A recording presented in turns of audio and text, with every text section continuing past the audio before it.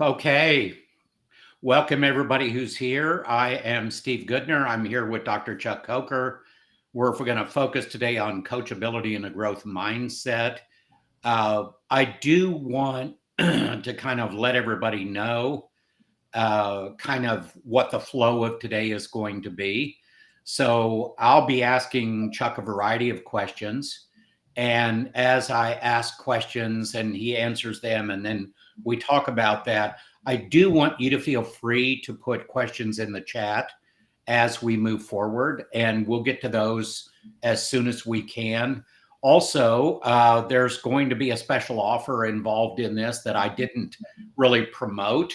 But, if you're interested, Chuck has developed a proprietary assessment called a coachability assessment that we're going to talk about a little bit as well. And we'd like people to try that out. We would like people to get a chance to try the assessment, see what it looks like to them, and see how they might be able to use it. So, Chuck, as we're getting into this, I think the first question I want to ask you is very simply, how did this whole concept for you come about of coachability and growth mindset? I'm going to ask you to define those things in a minute, but where did all that come from? Well, I have multiple friends that are professional coaches. And the one thing that they struggle with is the fact that people call them, okay, I'm willing to pay you a couple $1,000 a month to coach me once a week, and so forth and so on. And always the answer is, okay, if you're willing to meet my fees, I'll take you on, so forth and so on. But they've discovered in that process that almost 50% of the time, the people really didn't want to be coached. And they were not willing to take the steps that were necessary to it. But if we consider what is coachability, it's really an individual's willingness to seek and be receptive to and actually act on constructive feedback so that they can develop and improve their personal and professional performance. Now, a lot of people say, oh, yeah, I'm ready, but then they won't take the advice that's given to them. So a coach needs to know that ahead of time. Where are the weak links in the chain that he or she is going to have to face in the process? So I did the research, worked with DePaul University to validate this assessment and identify what are the key factors of coachability, because there's that interpersonal interaction that has to occur, but there's also the intrapersonal interactions. Is a person really ready up here? But then the last aspect of coachability is, are they willing to act on it? Okay. So all three of those factors had to be considered. And when we looked at the studies that were done on about 1,300 employees, we came up with these factors. Okay. Well, you kind of answered the next question, which was define coachability and kind of give me a sense of what coachability is. But now I want you to help us understand, from your perspective, from your experience, how does coachability relate to a growth mindset? That's a really good question, Steve, because so few people really understand the difference. So a growth mindset is somebody that really embraces challenges as opportunities rather than brick walls, shall we say. They're willing to persist through the obstacles that come along. But more importantly, they understand and they believe that they have to make the effort and that's necessary to achieve mastery in their particular situation. But they also need to understand that they need to focus on the criticism or the feedback that they receive and view it shall we say, as a temporary a setback, because someone who's empowered is a person who's willing to learn from their mistakes. And the growth mindset says that with effort and motivation, I can grow. Now, on the other hand, a fixed mindset is something that literally avoids the challenges that come to prevent failure. They give up easily when they face these types of obstacles, and they believe that it's talent alone, which is the biggest lie ever told. Uh, Talent alone is not going to always breed success. I have studied this for over 30 years, and I can assure you that some of the most talented people are the people that never achieve their objectives. A fixed mindset actually regrets or ignores constructive feedback. They feel threatened by other people's achievements. They're in that comparative mode when there's no way that you can compare one person to another. And they think about their failures simply as permanent limitations, which obviously they are not.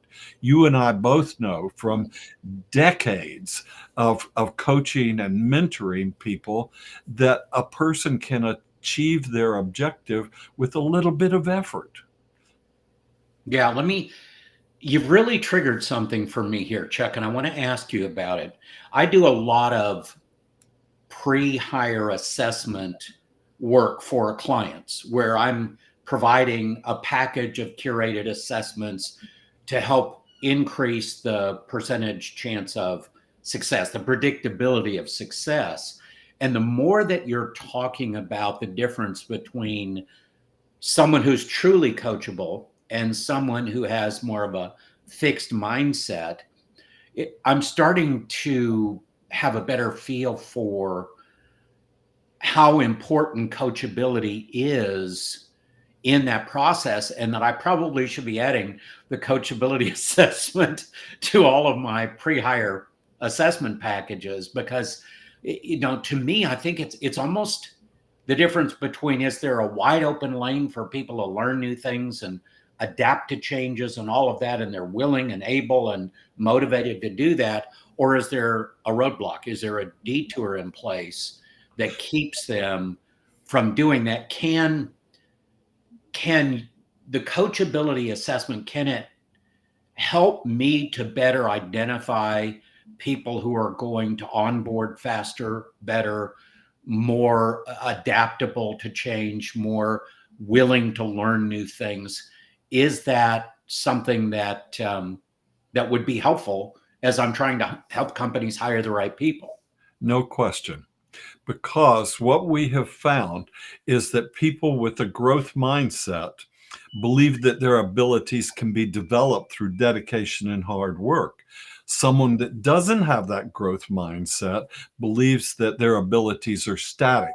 When you have a person that comes into a new role and they believe their abilities are static, they're not going to grow in the process, because they will only accept the feedback that fits within their paradigm of thought.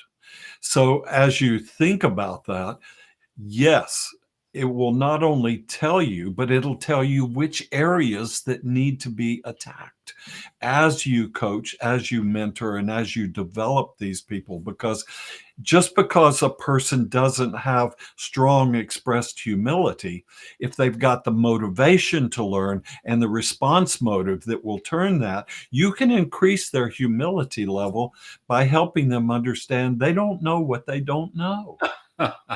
Well, and isn't it true, almost inevitably, when somebody enters a new organization, they have to learn the way that organization does things? Absolutely. I have seen too many times that an organization will hire the top gun in their field and bring them into their organization, and in 6 months they're gone after they paid them mega bucks and they just simply didn't perform. You can take a horse to water. You've heard the old expression, Yeah. but if they don't fit the culture, no matter how highly developed their skills are, they're not going to last and they're not going to integrate. And most of all, they're not going to engage. Yeah, absolutely. And I would guess for anybody who's online watching with us right now, we all have experiences with something we thought was going to work out well. A person we brought on board, somebody that we promoted within our organization. And then this whole thing around coachability became an issue because for whatever reason, whether it be fixed mindset or whether it be, something else that's going on with them, they were not in that place of coachability. I'm curious, Chuck, you and I talk a lot about the 4 C's of what we call critical success factors for individuals and organizations, leaders, teams. We talk about competence, we talk about character, chemistry, and capacity. And I'm curious as to how coachability plays in to those 4 critical areas. Well, I think that what you've hit on is something that our audience really needs to hear, because in the designation of our 4 C's, it's critical because when it comes to competence, a growth mindset literally drives continuous skill development and a learning Yeah, process. makes sense. Coachable individuals actively seek feedback to improve their abilities. They want to take the next step up. There are people that are perfectly content in staying where they are, and they'd stay there for 20 years. But people that want to continue to develop their competence are going to have that growth mindset. And let me mention one thing. The University for Continuing Education says this is the number one thing Gen Z and millennials want. They want that competence developed, and that's one of the reasons why they come to the organization. Now, let's talk about character. You see, growth oriented people literally take responsibility for their own development, and they demonstrate the integrity necessary during the feedback process to use the humility and authenticity that they have developed at this point. That's character. When a person will openly admit that they don't have all the answers and they're willing to take feedback, not just from the people they like, but from the people that they may not like so much, but they know they're smarter than they are in that particular area. Yeah. Critically important.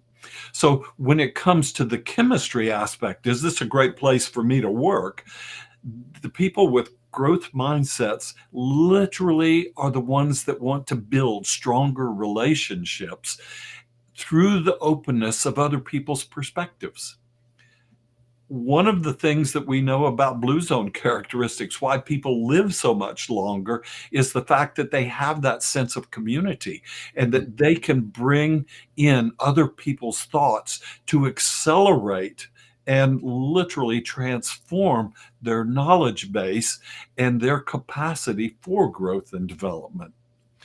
But most of all, as we get to capacity, this is what people want.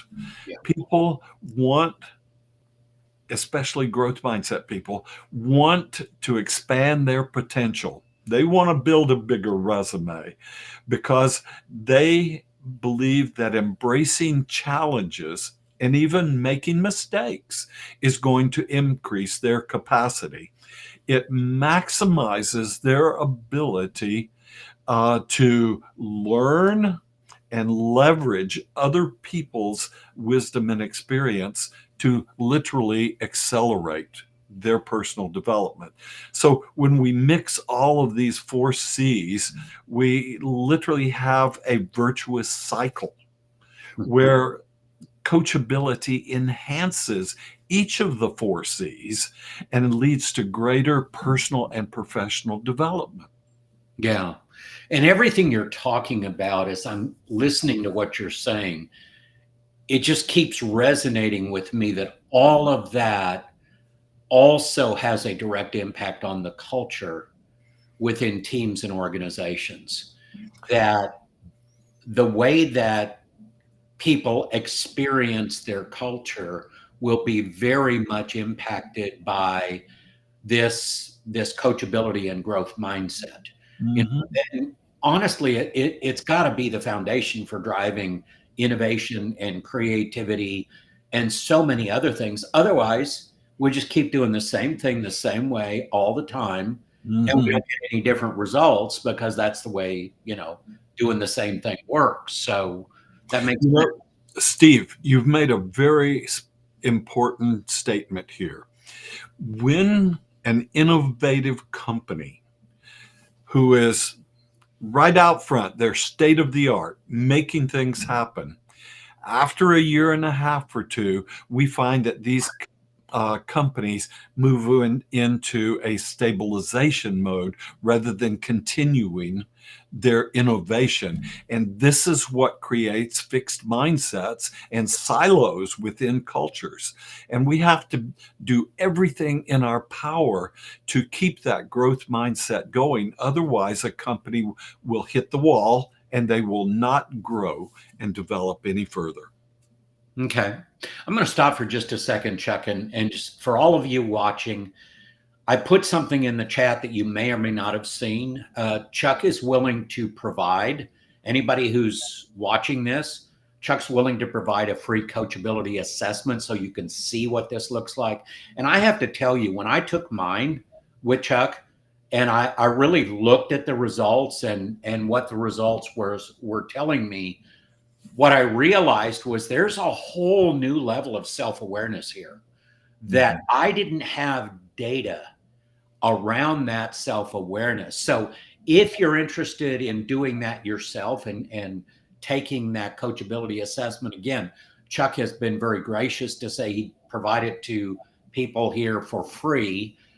You just have to email me at info@eqfit, that's eqfit.org, info@eqfit.org. I know a lot of people may be hesitant to put their email address in an open chat, and I can appreciate that. But I'll tell you what I would ask you to do. Would you please just put in the chat that you're here with us, you've joined us, and you are interested? And then please do follow up with us at info@eqfit.org. I think you'll be very pleased with what you see, because what it did for me as I looked at that assessment report was it really expanded my self-awareness, and it really pointed me in a couple of directions so that my growth mindset could stay healthy and motivated. And Chuck, I think that's the next question I want to ask you. How can someone stay motivated to remain coachable? Well, I think there's 7 or 8 points here that we could talk about. The first one is that when you connect with people that you're asking for direction or feedback on, connect with purpose. Link the coaching to your core values and long-term goals. If you can't express or communicate those to your coach, how do you expect them to help you? Exactly. So, secondly, you got to learn to celebrate the small wins. You know, you've heard that silly, trite statement, if you want to eat an elephant, how do you do it? One step at a time, you Right. know? But the point is you got to chunk things up. So celebrate the small wins. Just acknowledge the fact that you're making progress and improvements from feedback. I want to give you a statement that literally changed my life. And that is, this is about progress, Hmm. not perfection. Oh, that's good. Progress, not perfection. When you look at it from that perspective, it takes the weight off of the whole thing. You know, it's like writing a book. What do you do first? You make an outline and then you write about that outline, one step at a time. I know what drove me crazy when I was in college was accounting. How can you spend 4 pages to develop one answer? Used to make me crazy. But the point is one step. It's a chunk at a time. Yeah. Next, I think you have to develop accountability relationships.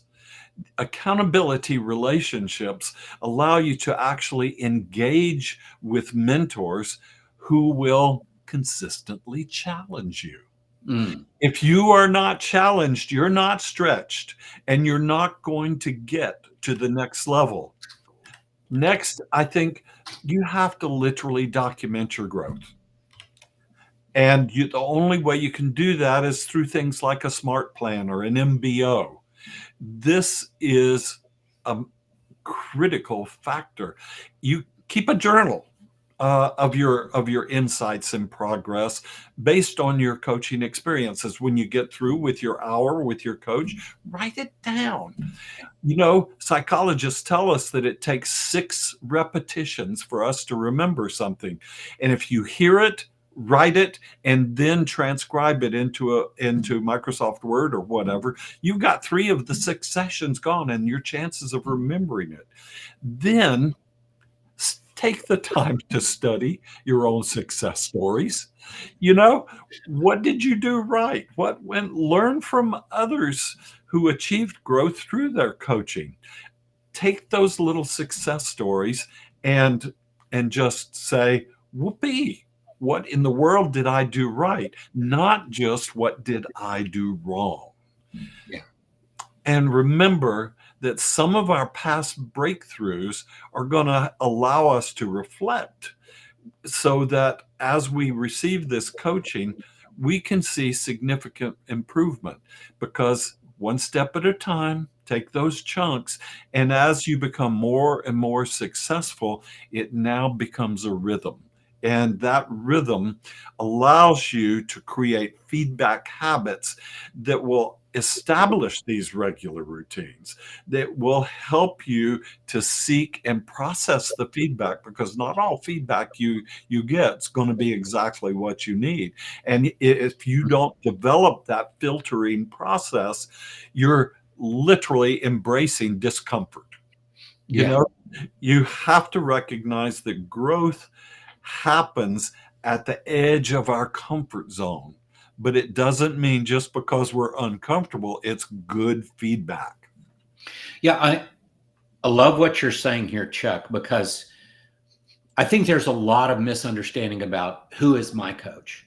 Well, it's anybody who can give you good constructive feedback that you can take and do something positive with.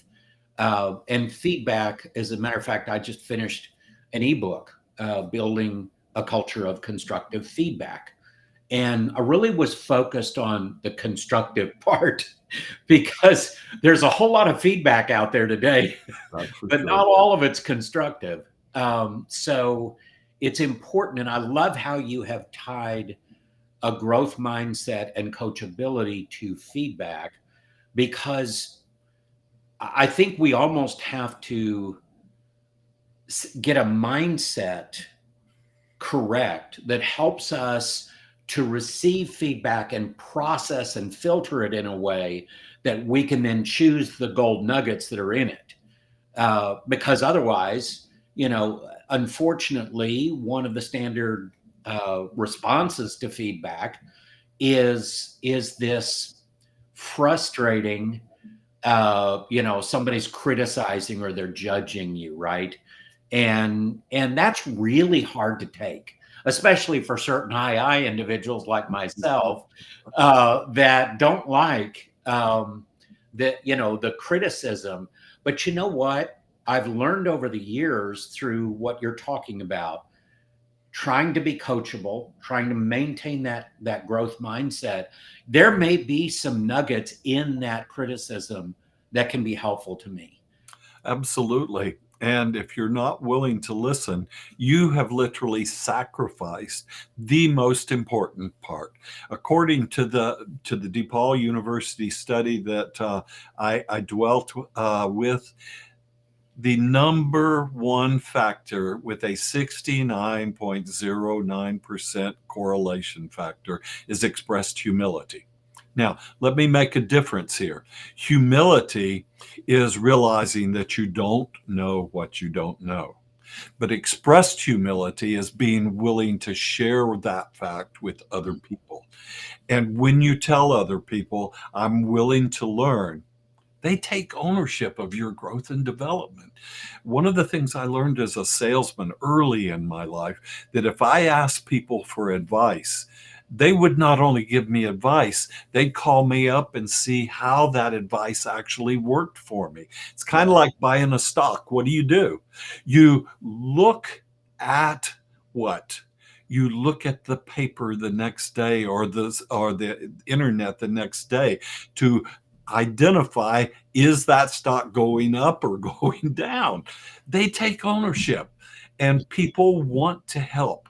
One of the things that I think is consistent with most leaders is, can I leave a legacy? Can I leave something behind for other people that will help their growth and development? That's the kind of leader you want. If you don't take the time to do that, then your expressed humility isn't at work. And being coachable with that kind of correlation is critical. Yeah, and I just want to touch for a minute and full transparency here. And Chuck doesn't know I'm going to share this, so brace yourself, Chuck. Uh-oh.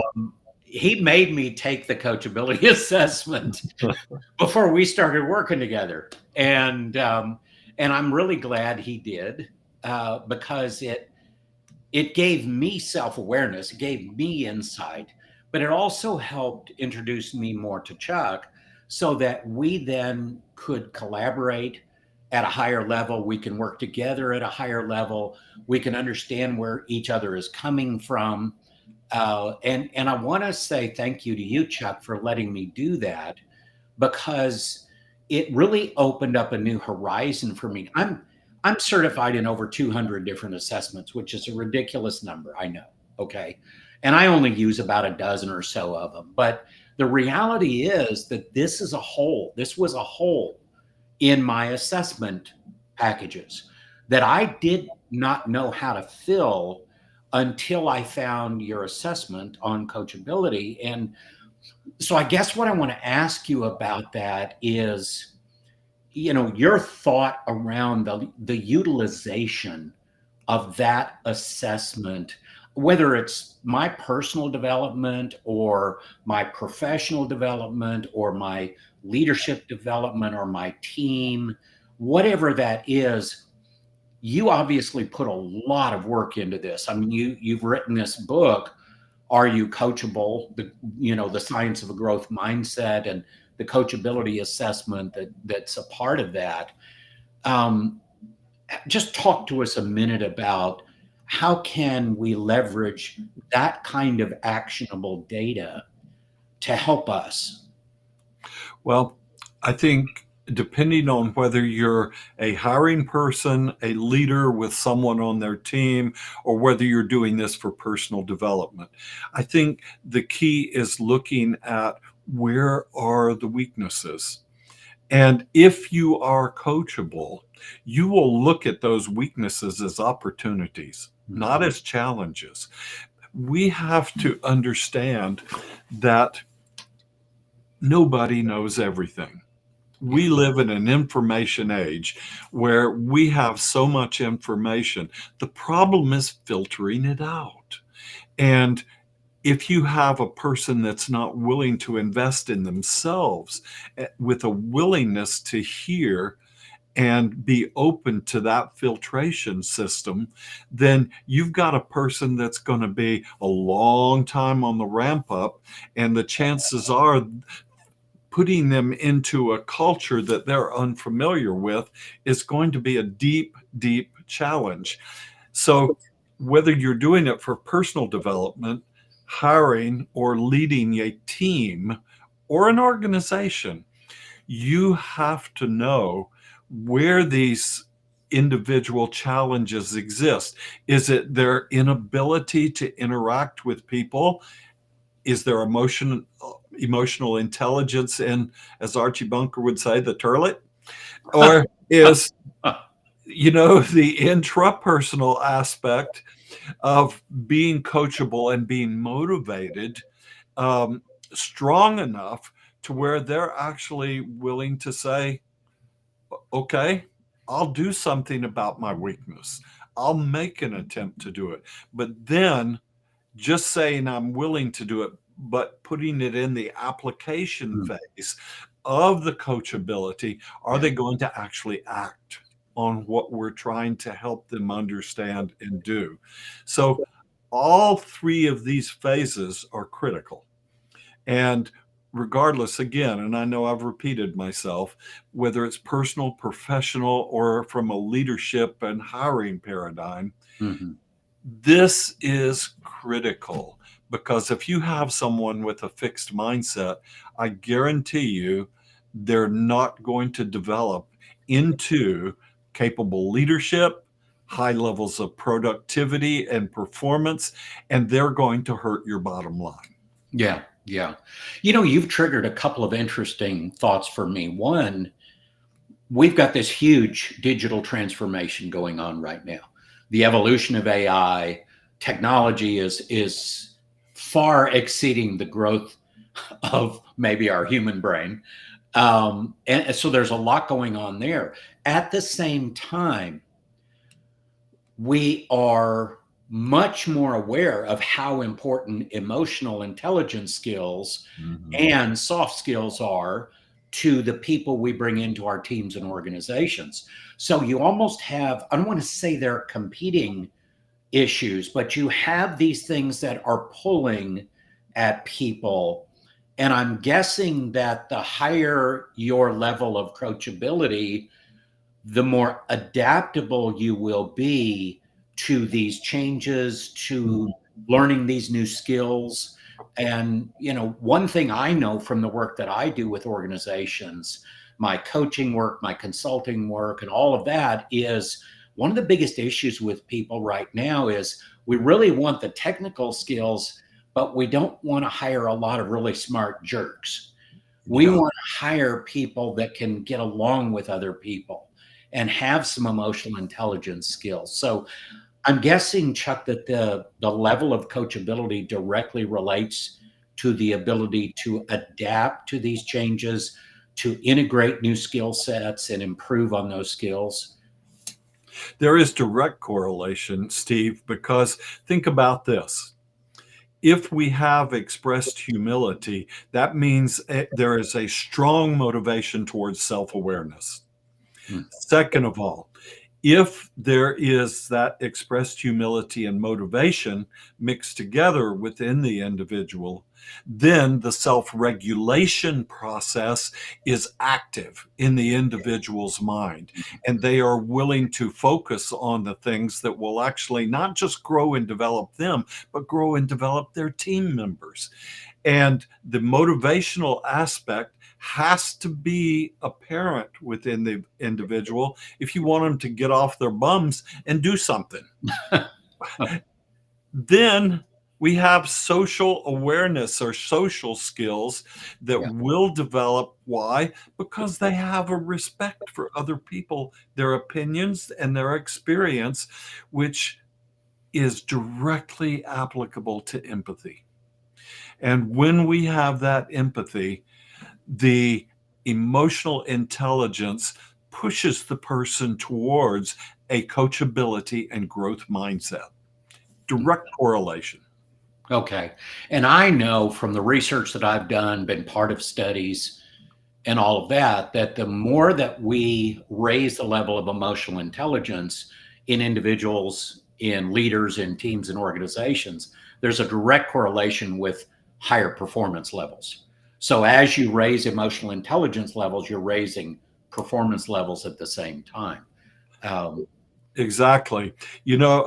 Fidel Guzman has left a couple comments, and being from that Gen Z or millennial organization, What he's telling me is that we're giving him information that he's not getting at work. Shame on them, Yeah. because if you don't use that in the workplace, you are not going to develop and engage your employees. And you and I have discussed the fact on previous webinars that our engagement is up 2% this year. It's all the way up to 35%, you know?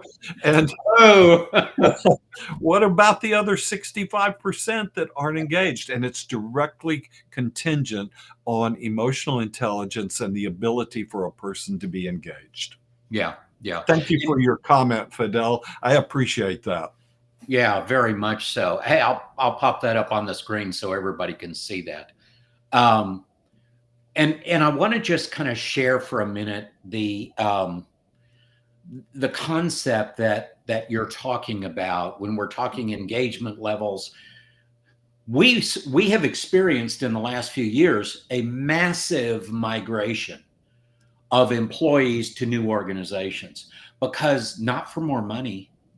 They're looking for a place where they can be more part of a community, more involved, and frankly, where the organization is going to invest in them. And this is especially important to our younger generations. Now, I'm a boomer, and, sorry, I apologize if that's a problem for people, but I It's am. okay to be old, Steve. Oh, thank you very much. I resemble that. But the reality is, I am so encouraged by what I see in the younger generations.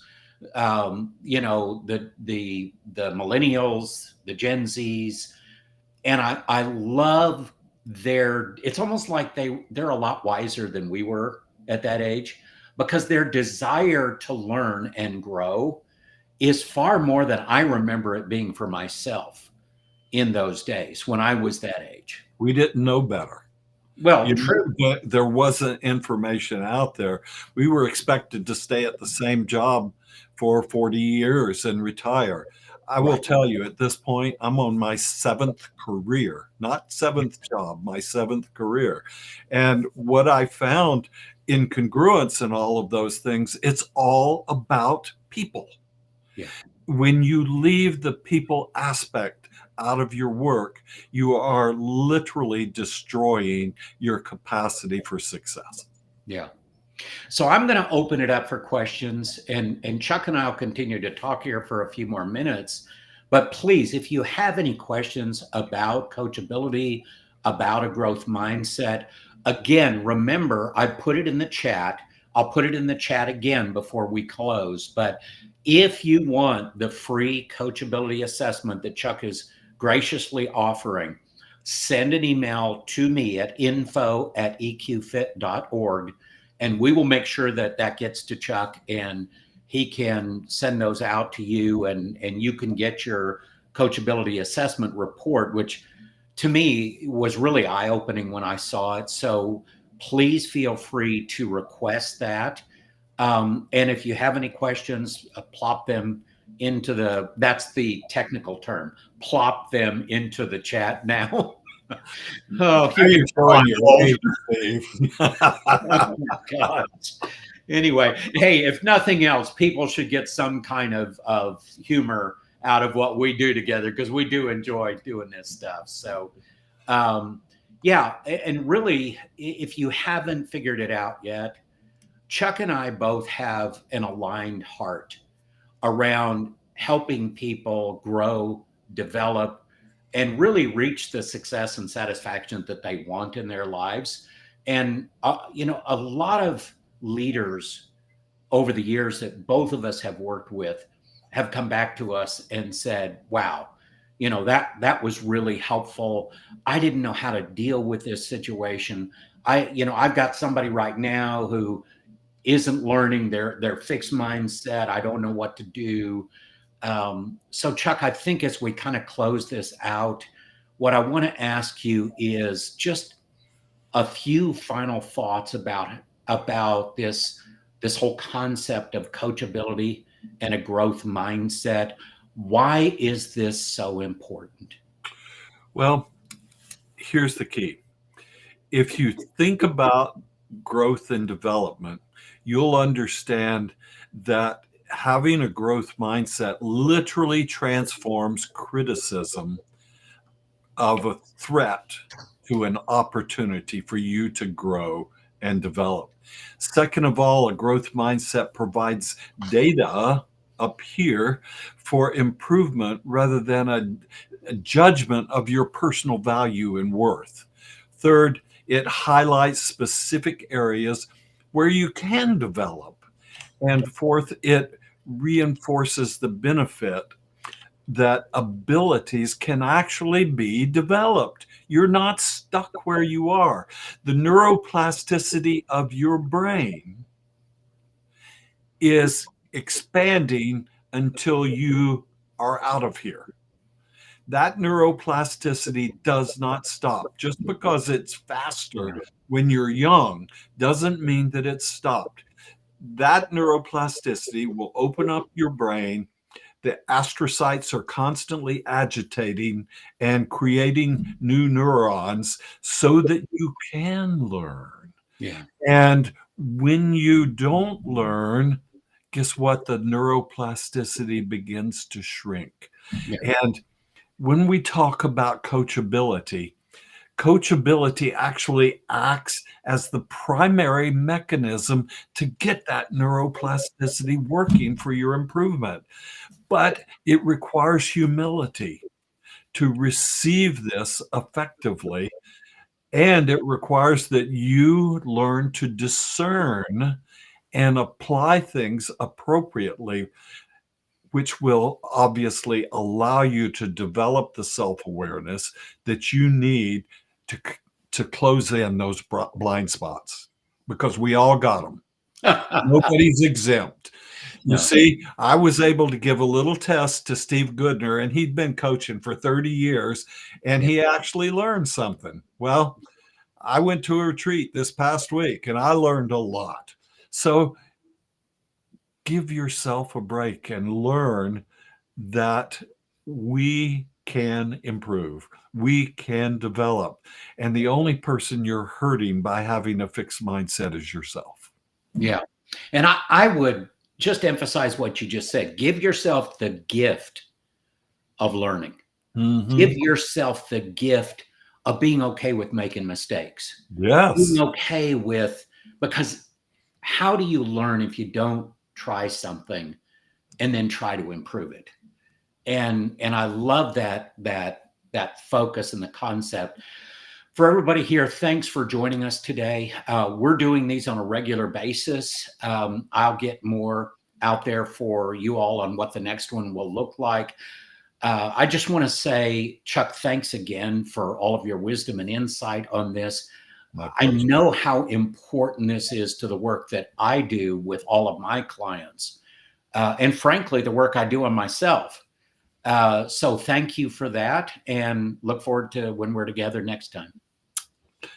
It was good being here, Steve, and I look forward to that in the next few weeks. All right. Take care, everybody. Bye-bye.